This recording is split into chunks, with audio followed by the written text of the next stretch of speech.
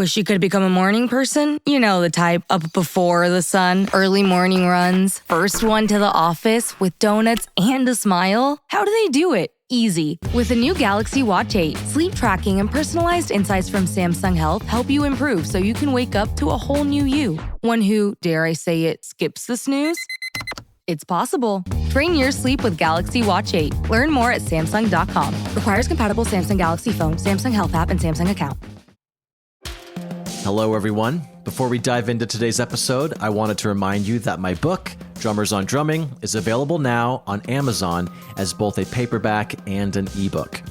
Based on the Big Fat 5 segment of this podcast, where I sit down with my favorite drummers to discuss the 5 records and stories that shaped their approach to the instrument, this book is packed with insights from the drummers who redefined how we think about the modern drum set.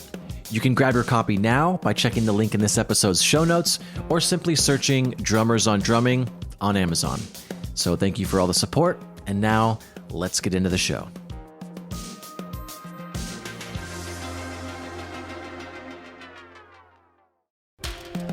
What is up? Welcome back to Drummers on Drumming, a podcast powered by Big Fat Snare Drum. My name is Ben Hilsinger, and I'm back with another installment of Big Fat 5, which is a segment of the show where I sit down with the world's best drummers and ask them to dissect the 5 records that help shape their approach to the instrument. Lately, I've been fortunate to have guests who've already appeared in previous guests' Big Fat 5s, and today is one of them. The guest is Terry Silverlight. Terry's career is so deep and wide-ranging that I almost don't even want to start listing artists. His discography is massive, and you can check it out on his website, which I've linked in the show notes, and he's still extremely active today. He was already recording at the age of 14 on his brother Barry Miles' record called White Heat, and he has not slowed down since. Along the way, he's worked with everyone from George Benson to Roberta Flack to Natalie Merchant to Billy Ocean, just to name a few. And this episode doesn't really veer from the Big Fat 5 format too much, but Terry interleaves the records that shaped him with the way music has been ingrained in his life from day one. And toward the end of the chat, I asked him about a session that came up in Aaron Steele's episode a while back when Aaron brought up Terry's work with the band Change. And if you haven't heard Aaron's episode, go check that out after this. Aaron's a young legend in his own right. So let's dive in. Here is my conversation with Terry Silverlight about the 5 records that shaped him into the drummer, composer, educator, author, arranger, everything that he is today. Cheers. This Big Fat 5, you were so communicative with me before this, so this is going to be a little bit kind of walking down your history through the records as opposed to just records that helped you on the kit, because as you said, you were inundated with music from day one. So the first one we're going to talk about, and then we'll get to know you through it, but just so we have a little bit of a structure, Barry Miles, your brother. The first record is Miles of Genius, and you mentioned that Miles of Genius was more about the environment that you were surrounded by as opposed to the album itself. So what kind of day-to-day moments in that environment unknowingly shaped you? So I was born into a musical environment in the sense that my brother Barry is 10 years older than I am, and he was considered at the time, now it's probably, it's been said and done so many times, but he was considered a child prodigy. So he began his career playing vibes, drums, and piano at the age of 9, and there are actually some posters that still exist of little Barry Miles or boy wonder Barry Miles, and then you see Miles Davis and John Coltrane on the bill as well. So he just really kind of had a lot already going for himself professionally by the time I was actually born. So it wasn't any one specific experience that I had. It was several. My parents would take me to television shows that he was on in Manhattan. We lived in New Jersey, so it might have been like a 50-minute drive.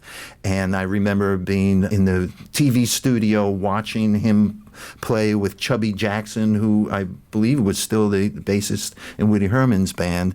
So just being in that environment to see all the cameras and the wires on the floor and to hear the musicians like, okay, 10, 9, 8, 7, 6, 5, 4, 3, 2, 1, hit it and do it right now and hope for the best.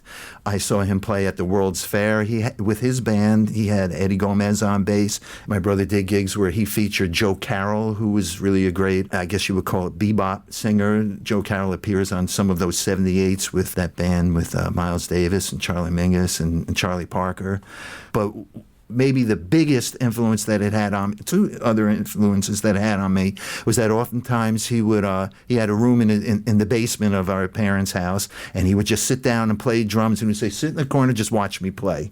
So I remember you might have asked me, was it anything specific that my brother taught me drum-wise, like rudiments or patterns? Not really. It was more of a generalized environment kind of a thing. So anyway, he would sit down and play, and I would just watch him. So he was actually the first drummer that I ever saw play live. And mind you, this is before YouTube with videos, and I never saw a concert with another drummer play. And that brings me to the second influence, which was just listening to records. He had this amazing record collection. I mean, records meaning vinyl. He had a record changer, meaning that he would stack up maybe 5 or 6 records on this changer. One record would play, and then when that side was through, the next record would drop. So he would go to school and stack up all of the stuff. And when he came back from school, they were finished. I had a rocking horse that I used to rock my rocking horse to these records. So he would be in school the whole day, and I would be rocking on my rocking horse. So really, the first thing for me was not listening to any one specific record. It was listening to a bunch. And just really, I remember my brain at the time, we're talking like I was 3 or 4 years old. It just wasn't developed enough to focus on, well, who's playing drums? What is the bass drum playing? What is the bass playing? Though I kind of remember trying to do that, and it was just frustrating because it took so much like physical, mental energy to do it that I just rocked my horse and enjoyed the music as music itself. And if a song didn't have a good groove, I'd kind of like get up and walk around and say, I don't like that one. Yeah. But if something had a good beat, the good thing. So that's kind of been my focus and interest in music all along, and still is, that it has to feel good.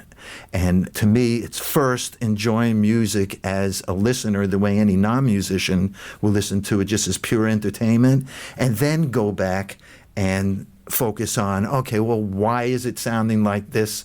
What is the bass player playing? What is the drummer playing? What are these patterns? And that's interesting to me too, but I feel that technique doesn't serve the music. The music comes first with it. So that experience of just having that kind of environment of just like having this cool music around me is kind of where I'm coming from with that. Keeping on the Barry Miles train, on Miles of Genius, that is your brother playing drums. So White Heat is you on drums. I don't want to put words in your mouth, but you basically became a drummer writing songs for that specific album. So can you walk me through how you approach creating parts with no blueprint? Sure. When I was about 12, he started writing the material for that album.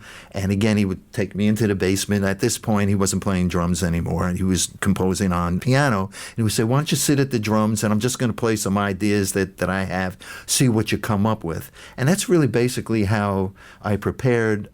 That White Heat record was recorded when I was 14, so it was over a course of about 2 years of him developing the compositions, my being just naturally trying to come up with parts that fit whatever he was doing. And like you said, there wasn't much reference or precedent for me to go by as far as, well, what did that drummer play with something similar to this?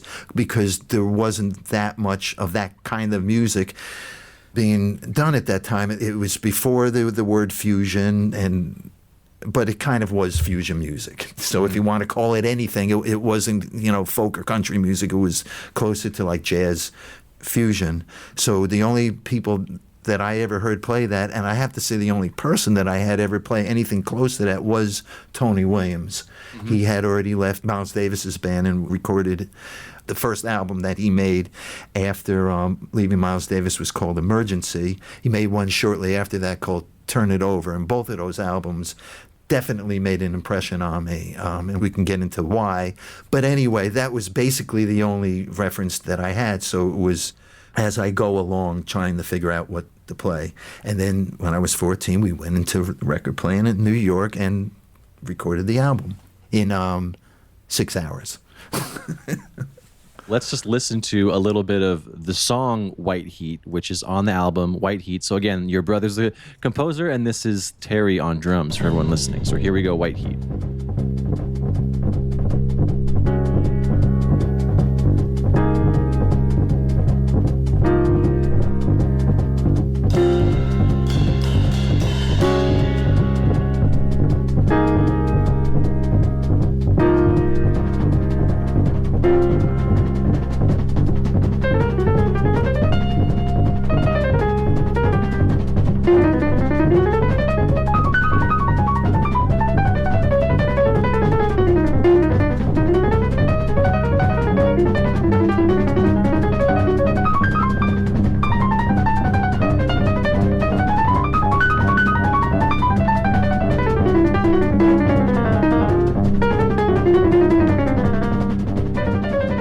Playing with legends like Pat Martino and John Abercrombie at such a young age, I'm sure had an impact on your confidence as a player. So did it feel natural right away? Because that's just the environment you grew up in. These are the people I play with. So from the get-go, it was just I play with legends. Again, it's a combination of a few different feelings that I had at the time. I mean, I was 14, so this is before any preconceived notions of like some horrible things that can happen to you in your adult life, yes, or things that you're wary of, or it's more of like you have blinders on and you're not anticipating too much happening because you don't know very much. So a lot of it did feel natural just to go in and do it. And it probably was more on the other musicians after they heard what I was playing for them to figure out what to play on the thing. But there was a chemistry with it. So I guess it's a combination of that I wasn't thinking too much about much, and that it did feel natural, that there was a chemistry, because I think conceptually that these other musicians, and why my brother selected them, is that they would very quickly understand what we were doing and would be able to morph into that, like, without having to explain too much to them. But I do remember being, like not nervous, but like definitely like, hey man, I'm at the record plant and this is 6 hour session. And to make matters worse, during one of the playbacks that we went into the control room to hear, one of the playbacks, and in walks Max Roach, because he was there to pick up like a 2-inch tape of an album that he had recorded there of his a few weeks prior, and it was like, oh, there he is. So that was that was probably the most inhibiting thing of the whole session. More than playing was having him listen to it, and he said, oh man, you sound really good. It sounds like you really enjoy playing drums, which, it would have been great if he said, you're amazing. But the fact that he said he noticed that it sounded to him like I enjoyed playing drums goes back to the fact that I really do and did, and that was my feeling about doing that, as opposed to being nervous or concerned. It was like, it did feel natural for me to enjoy it, because that was my upbringing with it. It's like, I love music. Yeah. Well, you're a great co-host, because the next one we're going to talk about is Max Roach. So it's Max Roach plus 4, and the album is On the Chicago Scene. And you wanted to focus on the track Memo to Maurice, but you said that Max's albums as a whole inspired you. And so what is it about the particular groove, maybe on the records, the grooves on the records, but that song particularly that connected with you? The bass and the drums just swing. I don't remember the... It's probably a little faster than that, but that's the idea, that it just felt good to me. And it was an eye-opener that, well, it can be done. There is a way that the drummer can play something that feels right, And in this case, there was a bass player that had the same idea, and the two of them really connected with it. So I would imagine on that record, I haven't heard it in years, but that there would be other things that would be technically mind-blowing, great drum solos, and I don't recall there being any of that on that song, but it had a good groove. Another thing that inspired me about all of Max Roach's playing is his melodic sensibility with his soloing, that he tuned the drums in a certain way where each drum had a very specific pitch that he liked, and he used his incredible technique to be very musical and paid attention to those pitches to create like song-like drum solos, as opposed to just like, I'm going to play this acrobatic rudiment and wow everybody with that, which he did wow me, because it was incredible how fast he could play and how smooth. But it was more about, he interjected dynamics and a very musical, song-like, compositional sensibility to his playing that I found very much to be the case with Tony Williams and other drummers that I've appreciated as well. Well, let's listen to Memo to Maurice by Max Roach. Here we go.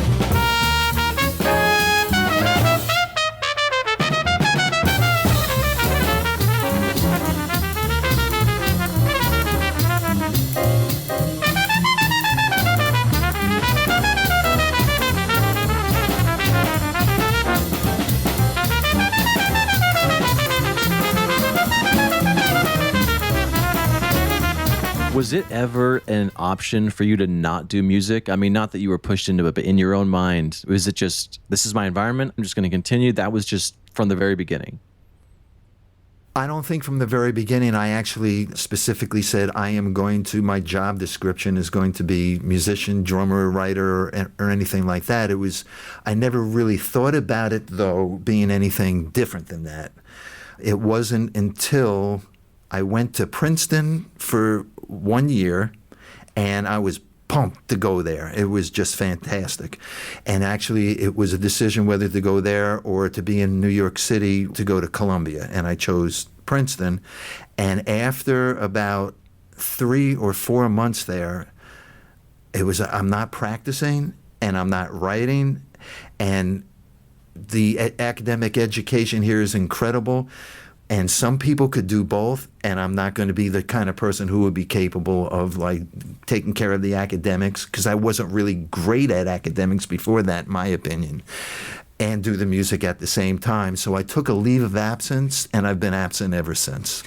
It's a long leave.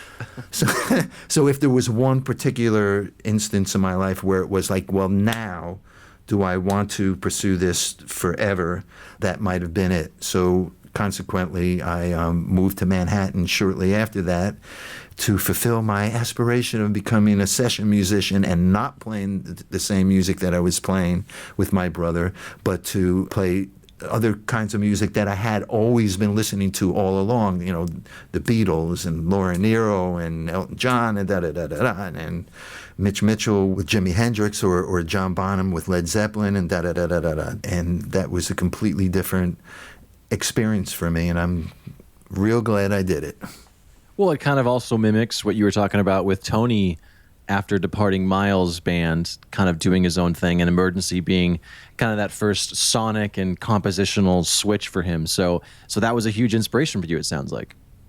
Exactly. And I think a common thread with a lot of, if maybe not all of the artists that did inspire me, they were all, or most of them, a combination of not only a drummer, but like a composer, band leader, and directionalist, the conceptualist. You know, Tony Williams was definitely like that, as Miles Davis was. And, you know, so it was, for me, an interest not just in the drums, but, again, music in general. Well, let's listen to Tony Williams' Lifetime Emergency. Do you want to listen to the song Emergency, or is there a particular song on Emergency you want to listen to? Is that the first song on the album? It is. Let's go for it. All right, here we go. Here's Tony Williams' Lifetime.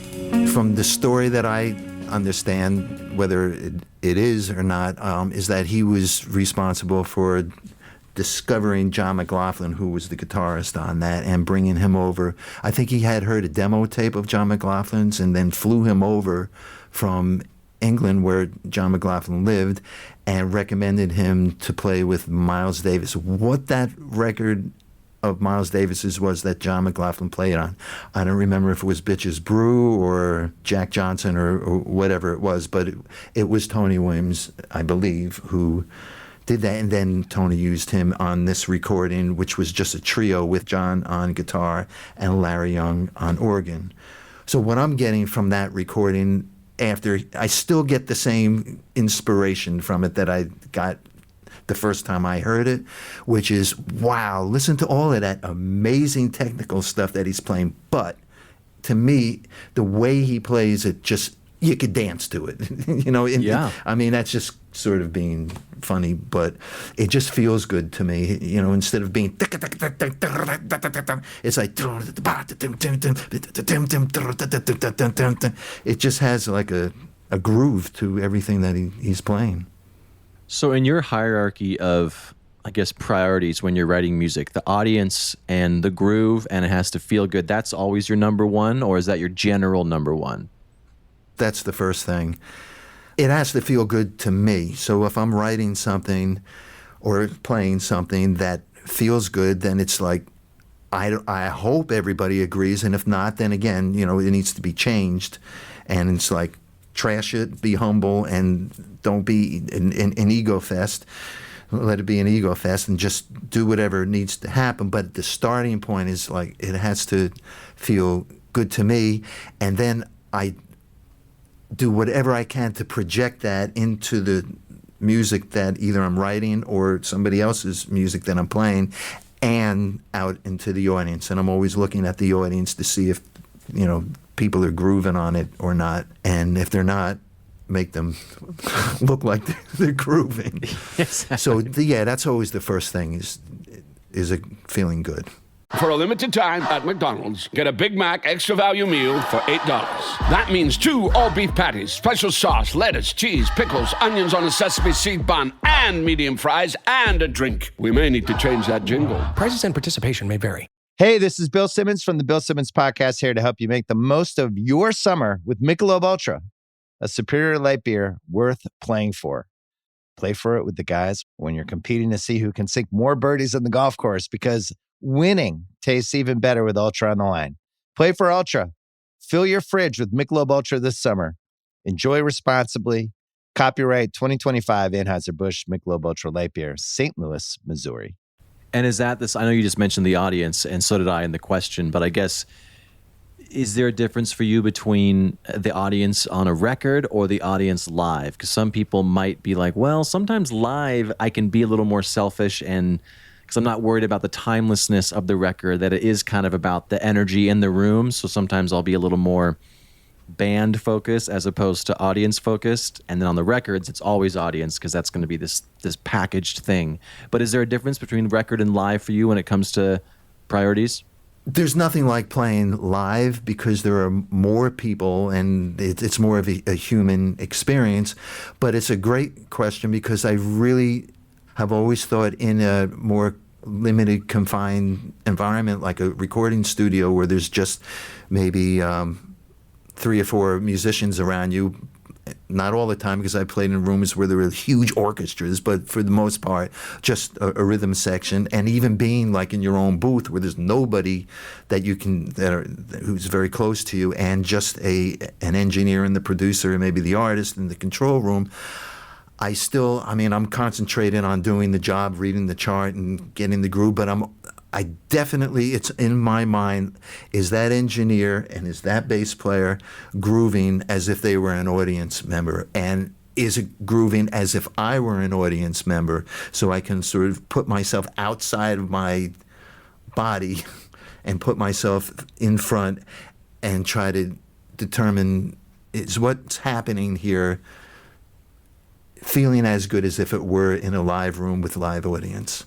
I don't know if it's as natural and as quick to get to that, because again, there's nothing like playing in a live situation. Also, the fact that the record button is on is a little bit of not an inhibition, but something that is on your mind that might not be on your mind as much in a live performance. That it's a little freer and relaxed. Yeah, exactly. But let's move on to. And I might butcher the name, so I might have to edit this out and redo it. But is it Ravi Shankar and Ala Raka? Beautiful. Nice. I think. Maybe I listened to it in the butchered fashion. Exactly. But I think that's what it is.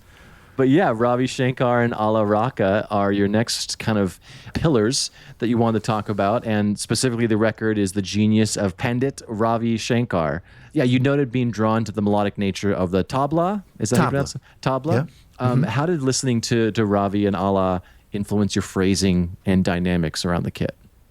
I was really, like you said, interested in the melodic nature of that instrument, that there are many notes that can be created on it with a player like Ala Raka. So that's definitely one thing that I found that was really cool. And I have, since listening to that, tried to emulate that in one way or another on my drum kit. And the kit that I have when I'm doing my own original music in a jazz fusion-y kind of a style is an 8, 10, 12, 14, 16 floor toms. And sometimes I'll turn the snares off.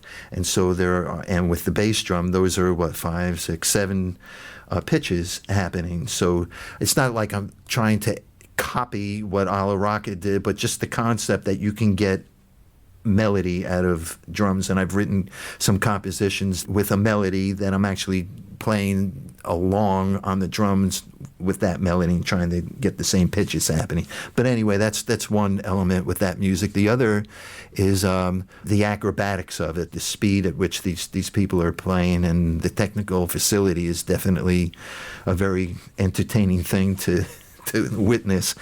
And the other thing is the rhythmic phrases that they're playing, which are, so if they're in 4/4 time, oftentimes they'll be playing figures, patterns in groups of 3, 5, 7, 9, and 11 over the bar. And the fact that they're able to land back after like a 4 or 8 bar, an even amount phrase, to me is like very cool that they're able to do that very naturally. And the other thing is that they oftentimes play in odd time signatures. It's two different things. One is that they might be playing in a very standard signature like 4/4, and then playing odd rhythmic groupings that go over the bar on top of the standard time signature. And then at other times they'll actually play in odd time signatures, odd meaning odd numerically, 5/4, 7/4, 9/4, 11/4, so on and so forth.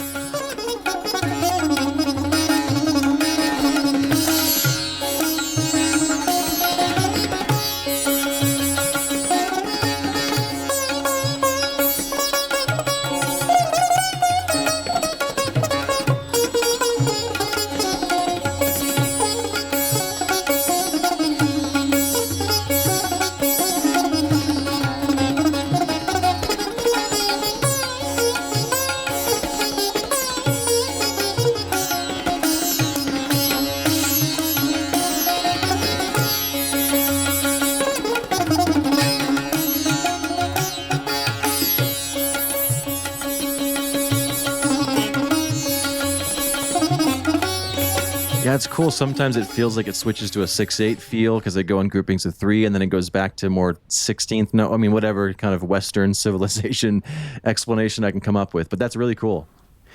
And sometimes they even get more complex than that, where there actually are that I heard to be in 4/4 time, and a lot of their patterns were straight up patterns in multiples of 2, a 2-beat pattern, 4-beat pattern. Sometimes they get a little more crazy with it, with 5s and 7s and 9s. And another thing to listen to in that style of music would be John McLaughlin's band that he's had for a long time called Shakti. I think it's spelled Shakti. Okay. And the tabla player on that, I believe, is Alaraka's son, who just passed away, Zakir Hussain. And that would be an interesting thing if you're interested in the melodic nature of the tabla. That I think you can even hear that more in some of the recent recordings of that band, Shakti.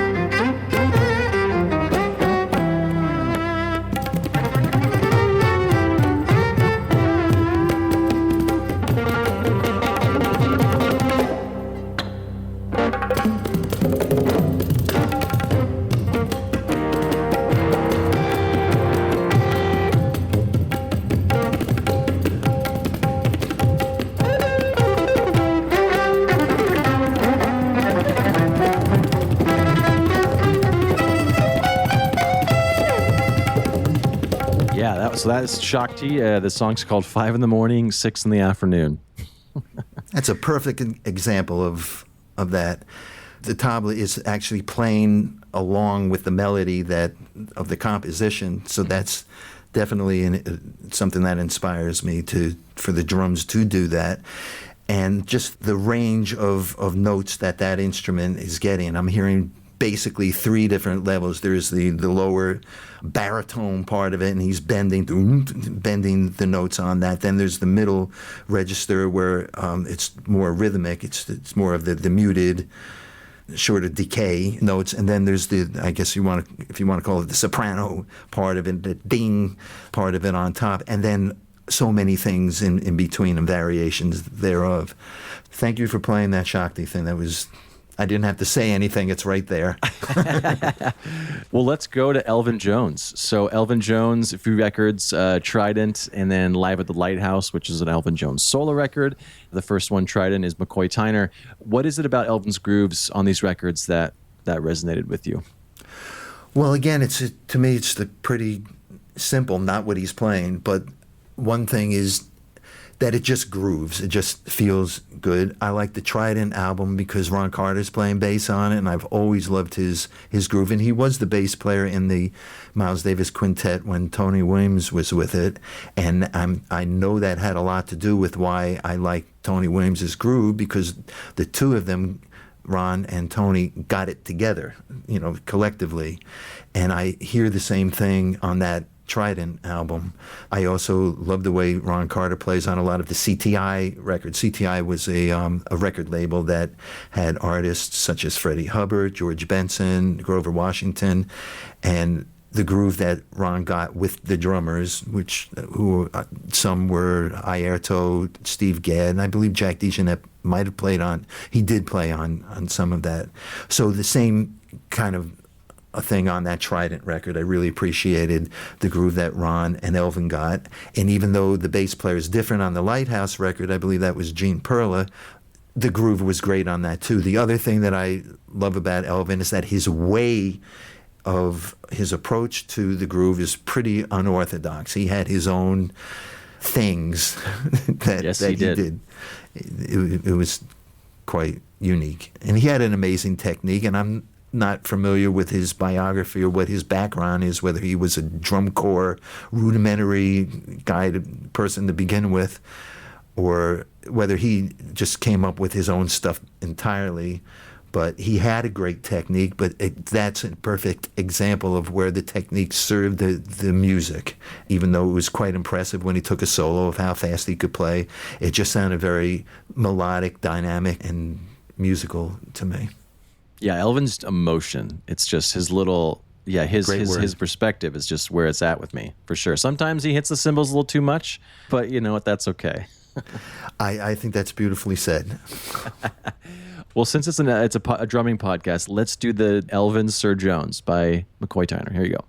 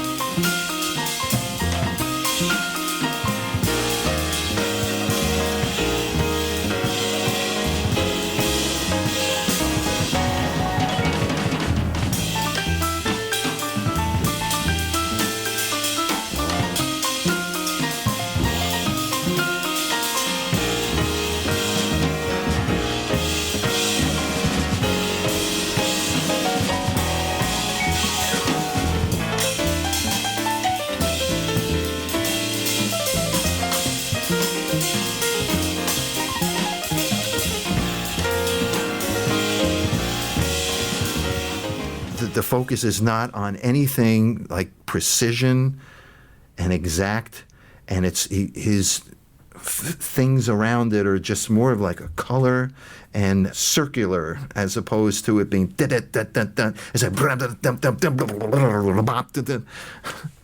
talking like that. It would be, instead of talking like this, and so I'm talking like this. Yeah. The thing that's unique about jazz, at least to me on a surface level, is how modular it is. Because once you get into an artist like a Ron Carter, you can then just go down the rabbit hole of everything he's done. Instead of, in other genres, it's less about the particular voice of the artist and who they played with and everything. It's just jazz and fusion is, you can really see someone's career and, he played with this person, then he played with this. It was more about getting the minds together as opposed to a bunch of people playing for an artist. You know what I mean? I do, and that's why it's kind of difficult for me to choose like one particular recording in any instance. It's more, for me, maybe an artist and the portfolio of things that person has done. And oftentimes they have changed the way they've approached music as the years have gone on. I think one person who really didn't do that was Elvin. He sounds like he pretty much played the same way all the time. I find it interesting that Miles Davis, if you did Stem Splitter with his stuff, you would hear him playing pretty much the same way that he did in 1950. He played the same way and the same licks and the same things in the 60s and the 70s and the 80s and I guess part of the 90s. It was everything that happened around him that kept changing and morphing into different things that I believe were as a result of his wanting that and calling the shots as to what direction this new album would be in, but his playing stayed the same. Tony Williams, to me, is an example of, on the Seven Steps to Heaven record and the Emergency record, he does play differently. The sound of the drums, the approach is quite different. So just reinforcing what you're saying, that it is interesting to hear one artist playing different ways in their development and changing. I've found it interesting that I have asked musical colleagues, fellow musicians, from time to time, what brought you to this point, and were there any specific moments or game changers? And a lot of times the story is completely different than mine. maybe a trombone player who is a fantastic jazz player now, who grew up in the cornfields of Iowa. And that person I would have asked, well, how did you become a jazz musician? How did you get into that? And many times it's the same answer. It's either it was a particular recording that changed the light bulb, or it was a particular performance that they saw that enlightened them. And very oftentimes it was a particular instructor, like a high school band teacher, or somebody like that. So, those people have a different story than mine. Mine is more generalized. Like, my environment was my game changer. Then after that, it was a lot of just additional vocabulary and just this record, that album, this performance, this artist, and they all inspired me, but it was more of a conglomeration of things where there are people who there was one album or one teacher that made the difference. So again, everybody has a different story with it. I know, yeah, 300 episodes deep. It's very rare that there is a through line for a lot of people. The through line is that there is no through line, I guess. Except it's about the music and the feel. And you are correct. That is a very important and true through line. If I may say one other thing, there have been instances where I've been on a gig and somebody will call a song that I've heard a billion times because I've listened to it a billion times, but I had no idea what the drum part is because I never listened to that music in that way. So either I have to put on some AirPods and listen to that part immediately and hear what it is. Give me a second. Yeah. Or at least instinctually come up with something that's close. But the point is that the way I've listened to music has been more from an audience listener's, a non-musician's perspective of just enjoying it and having fun with it. And that's why I pursued music as a professional career, is because I like it. It's fun. I love music. Yeah, for me, it's lyrics. The last thing I think about is lyrics. I get the emotion from the music, and there are some albums I've listened to my entire life, and if I had a gun to my head, and they're like, what's this person talking about? No idea. There's sometimes I'm like, I probably shouldn't tell people I like this song because the lyrics are pretty interesting. You've spoken my mind. It's exactly the same thing, and it's actually held me back as a songwriter because I can write lyrics and I can definitely identify when there are good lyrics and I can appreciate good lyrics, but I never spent the time that I wish that I had as much as I did with the music part of it. So I always find myself looking for lyricists to work with me because there are people out there who can do that a lot better than I can. But there have been times when I've heard a song and the lyrics did touch me and reach me, and they did hold importance to me as a very important part of the song. Absolutely. I agree. Well, speaking of a title that you have no idea what this would be about, an album called Fingers, and Airto Moreira, is that how you would pronounce it? I think it's Airto Moreira. I'm probably mispronouncing his last name, but it is Airto. Okay, well, Airto, and then this will all be in the show notes, so people, I don't want to be disrespectful and continue to mispronounce things, but Airto's album, Fingers, will be in the show notes. Go click on it and listen to it. But Airto's drumming is often described as an extension of his percussion work. So how did listening to Fingers expand your vocabulary for blending percussion and all the textures on your kit? What got me with his drumming is the same way one of the things that got me with Elvin's playing is it was very unorthodox. Mm-hmm. And I did see him play live once, and his left hand, instead of it being, I believe he was playing the traditional grip, wasn't, I don't know what can be seen here, like this. It was more like this. It was something very odd. Interesting. And yet the sound that came out was very clear and very precise. So his technique, to me, it struck me that his technique was very unorthodox, which actually inspired me because my upbringing was less rudimentary and more from an ear point of view. And it wasn't until later that I realized that I needed to definitely spend time with rudiments and traditional technique. But to see somebody and to hear somebody play like that, and like Elvin Jones, it's like it's okay to do that. It doesn't have to be very robotic and, page 55 of this particular book and that particular exercise. Mm-hmm. So again, that translates to me as being, I like the feel that he got, the groove that he got. Well, yeah, let's just listen to the first one called Fingers, El Rada.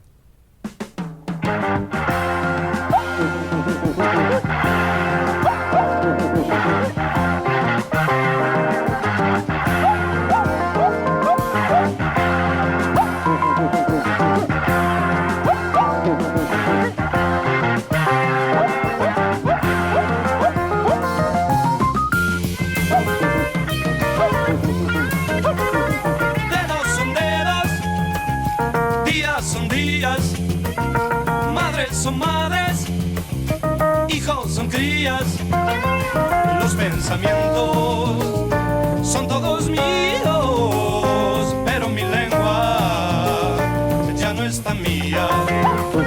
Si plantas rosas, crecen. What I love about him that's similar to the other drummers, it's the same combination of composer and conceptualist, trying to play some music that's a little bit different than compared to somebody else's. And it's a song. It's very pleasing to hear a real melody and the way what these people are playing behind it, what he chose to play as a drummer to complement the melody and the composition.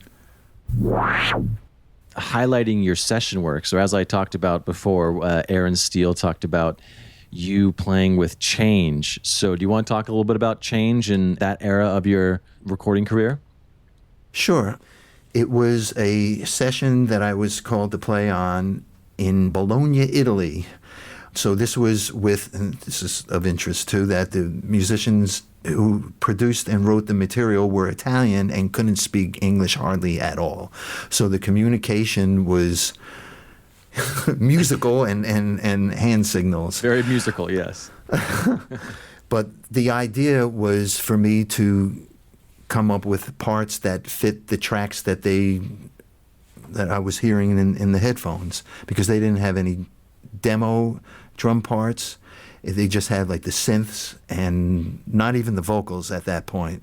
It was just the skeleton of the songs that they were presenting to me. And I was playing to a click track, so there definitely was a pulse. So my job was to lock in with the click and to try to come up with parts that were suitable for that music. And basically it was mostly, not all the time, but 4 on the floor. Mm-hmm. Boom, boom, boom. 2 and 4 on the snare, doom, bop, doom, and 8ths on the hi-hat, and some variation on the hi-hat with some 16ths,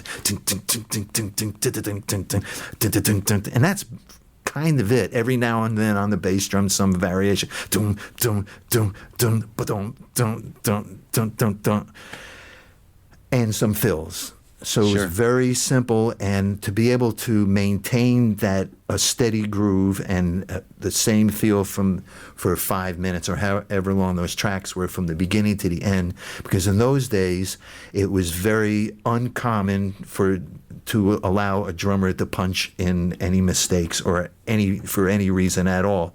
The other instruments had that luxury. Oh, I played a wrong note on the guitar. Can I fix it? Because of the bleed with the cymbals, the decay, and the room sound, and for whatever other reasons, they did not allow me to do that. So my mindset was really just, the record button is on, they counted off the song, or the song started, I need to play this, as if I'm listening to it on the final recording from beginning to end. Let's talk about mindset with that. So do you get nervous if you've played, let's say it's a 5-minute song. Well, let's say it's more of a pop song, so it's 3.5 minutes, and you've played it perfectly for 3 minutes, and there's a fill coming up at about 3:15. Are you stressing about that fill because you're like, I've played this thing, this is the take, I can't mess this up? Or you have the ability to cancel all that kind of extracurricular thinking outside and just play the part? I have to say that I do anticipate trouble coming. Yeah, trouble but coming. Not to the extent where it's getting in the way of what I'm doing right now, which is, Yeah. continuing to take care of business and keep the groove happening. But there definitely is that, and it's a great question. It's important to give yourself a heads up and to multitask that way. And it's the same way with sight reading, that if you're, on bar 50 playing. Now your eye is on bar 51. You really should be looking at least a bar, even two or even more ahead to see what's happening. So it's sort of the same mindset when there's not a chart and you're just anticipating, like you said, a fill coming up, that this is what needs to happen. Now, whether I've rehearsed that fill prior to what I'm going to actually do now with the record button on is another story. From my experiences, that's usually not a specific fill. The grooves are sometimes specific because I've worked them out, like I said before, with the bass player. You playing this, and we need to lock that in a set part. But with fills, you hope you do the right thing, and it's that, again, it's vocabulary. I know pretty much that something like this is going to work. I know something like this I'm going to be more comfortable playing in the midst of this anxious moment than to try something ridiculous. So I may go with something I'm familiar with, is what I'm trying to say. Do you, when you do fills, do you think of the subdivision? Do you think of the subdivision of the vocals when you do a fill? Or is there some sort of, I'm playing 16th notes on the hi-hat, so my fill has to be one less subdivision. Do you get geeky about it, or do you just literally go off feel? I don't get geeky about it. Maybe afterwards I do analyze music. I just don't always listen to it as an audience member. I'll start with that, and then I will go back and say, now, what was that? What's that person playing? What's the snare drum doing? Sure. But in a situation where I'm actually playing live or in a recording, I'm really not thinking about, I'm going to play this specific notation. I'm like a combination of 8th notes or 16th notes or anything like that. I think, again, it's more, I'm going to go for something that is going to feel right to me, that I'm familiar with, something relatively starting with something simple. Yeah. So here would be an actual example of it, playing a 4-on-the-floor groove, and now it's time, a fill is coming up that I need to play. I would play something like, off the top of my head, to give myself a break and not stumble on myself, would be dum dum dum dum dum dum dum dum dum dum dum dum. I mean, like, dumb. But get a feel out of it and, choose. I would rather choose which drums to play that on and how to orchestrate it, or the dynamic of it, instead of playing dum dum dum ba-dum bum bum. I might approach it like dum dum dum ba-dum dum dum. Something that has some dynamic lilt to it. I probably wouldn't do anything much fancier than to maybe add a snare drum drag to it. Dum, dum, dum, that's probably as fancy as I would get, because I like snare drum drags and stuff. Who doesn't? Yeah, I mean, the most iconic drum fills of all time are, on paper, not technically insane.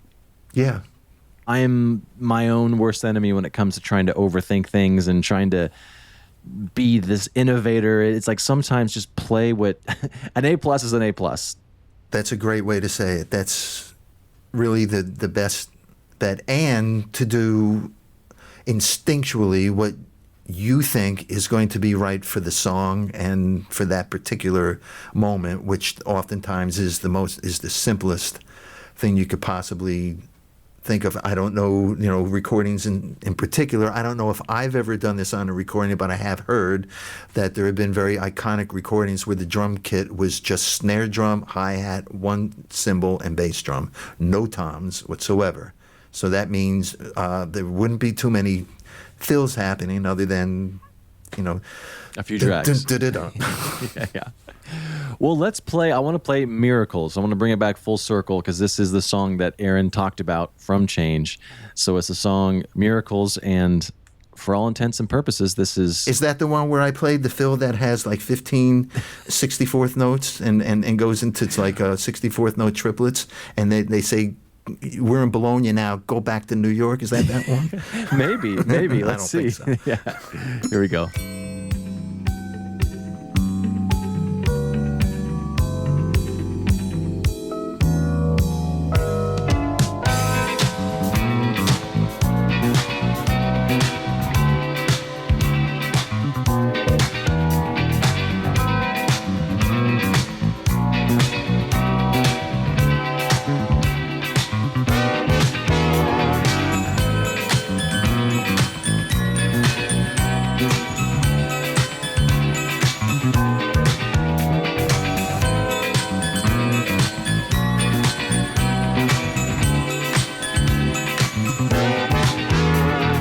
Thankful all we offer little babies. Greatest miracle the world has ever known. Oh, special kind of gentle little lady. And you know I never want to let you go. Why do you have to grow? You've been the joy of my life. Precious you are to me. You're my morning glory flower in the middle of the spring. You're my only way to happiness. You're my everything. Sounds great. Just to keep it simple, but I do specifically remember, playing that, and just my job here is that I have to feel like I'm having a good time as far as the groove is concerned. So whatever that, locking in with the click and the bass player to do that, that's more than, anything specific, notation-wise. What might be interesting about that recording is that there were no vocals that I was listening to. There was no song. It was just the bass player, Davido Romani, was in the room at the same time. I was listening, I believe, to synthesizer tracks that were previously recorded and performed with the click, and Doc Powell was playing guitar. So there were only two other live musicians in the room. I did not hear the song. So in a case like that, it didn't have to do with come up with drum parts that served the actual composition. It was come up with a drum part that just generally grooves. It wasn't until later that they took those tapes back to Media Sound in New York and had all the vocals recorded on top of it.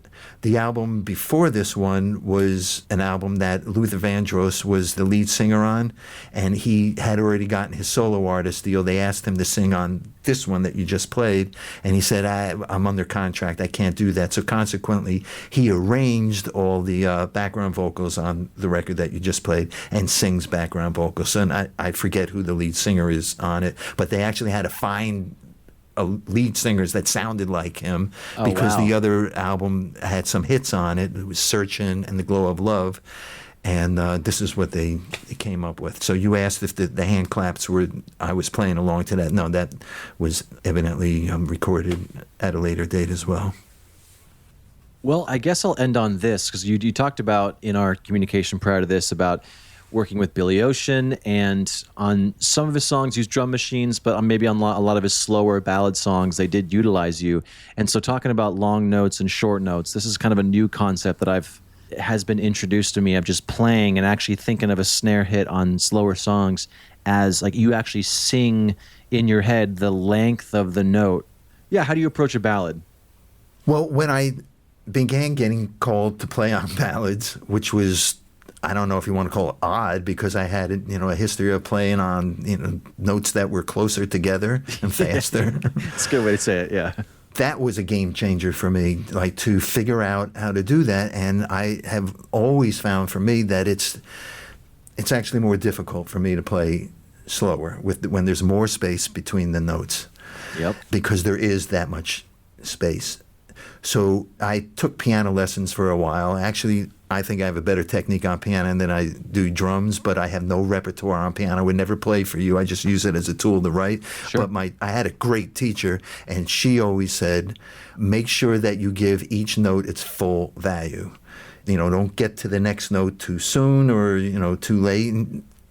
Later, I realized, well, it doesn't have to be that exact. You still have to get a groove out of the thing, but conceptually, that's what it is. So when the notes are that far apart, it's physically, for me at least, a challenge to place my body in such a way. It's like first time riding a bicycle without the training wheels on it. How do you balance that? And it's actually a physical situation. So if you're playing, dun, dun, dun, I mean, what do you do with your body in the meantime? Do you stiffen up or do you relax? But if you relax too much, so I found it very interesting and a challenge to do that. And a lot of those records that I had played on were done with a click track. So it's like, well, there's no fooling this. This is where the time is. So if you're going to rush, that you're going to lose the click like in immediately. After the second click, you're gone. You're out of it. Yeah. So, I mean, that to me just takes practice like anything else. And so a good way to practice that is just to do it. You just put on some phones or whatever and just set a click to, I don't know, 60 or 70 or way down there and just play, but play quarter notes and see if you can lock that in. Anyway, that's what I needed to figure out on the job, on the spot, the first few times that I did that. We don't have time for you to practice. This session's going to be over in an hour, so figure it out now, man. Yeah. And, when you're on the line like that, you just either do it or you don't. Anyway, I found it very challenging to do that. All right, well, I'm going to go make some late lunch, but it's been good talking to you, man. Have a good one, and thanks again, and we shall speak soon and keep in touch. All right, I'll talk to you soon. Take care, Ben. Bye.